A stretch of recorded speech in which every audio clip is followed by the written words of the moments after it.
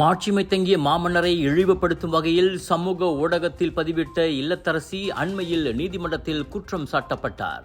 இது ஆட்சியாளர்களை அவதூறுகளிலிருந்தும் வரம்பு மீறிய விமர்சனங்களிலிருந்தும் பாதுகாக்கும் அரசாங்கத்தின் உறுதிப்பாட்டை நிரூபிக்கிறது. பேச்சுரிமை என்பது வெறுப்புணர்வை விதைப்பதற்கும் நாட்டின் இறையாண்மையின் அடையாளமாக திகழும் மாமன்னரை இழிவுபடுத்துவதற்கான டிக்கெட் கிடையாது என்பதற்கு இதுவே சாட்சியாகும். தொழில்நுட்ப வளர்ச்சி மற்றும் எல்லையில்லா சமூக ஊடக தொடர்பில் இணையம் பாதுகாப்பான சூழலில் இருப்பதை உறுதி செய்ய வேண்டியது அனைவரின் கடமையாகும். தங்களின் ஒவ்வொரு நடவடிக்கையும் சட்ட விளைவுகளை கொண்டு வரும் என்பதை மக்கள் மறந்துவிடக்கூடாது. எனவே பொது அமைதியையும் நல்லிணக்கத்தையும் கெடுக்கும் வகையில் சமூக ஊடகங்களையும் பிற டிஜிட்டல் தளங்களையும் தவறாக பயன்படுத்துவோர் மீது தக்க நடவடிக்கை எடுக்கப்படும். போலீசுடன் இணைந்து கண்காணிப்பும் வலுப்படுத்தப்படும் என தொடர்பு பல்லூடக ஆணையமான MCMC கூறியுள்ளது. சமூக ஊடக பயனர் என்ற வகையில் இணைய பாதுகாப்பை உறுதி செய்வது நமது கூட்டு பொறுப்பு என்பதை அனைவரும் உணர வேண்டும்.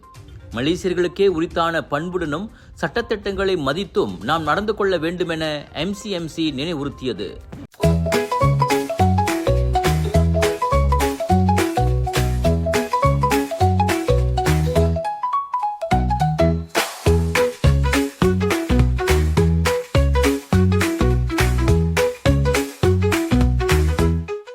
டாக்டர் அப்பாராவ் சன்னாசையின் த ரப்பர் எஸ்டேட் பாய், பால்வெட்டியின் மகன், பல்கலைக்கழக விரிவுரையாளரான சுயசரிதை. இவரின் மகள் டாக்டர் நிஷாந்தி அப்பாராவ் கைவண்ணத்தில் உருவான டிவினிட்டி இன் டைவர்சிட்டி 108 இந்து தெய்வங்களின் சுருக்க கதை. தந்தை மகள் படித்திருக்கும் இந்த சிறப்புமிகு நூல்களை உடனே வாங்கி படியுங்கள்.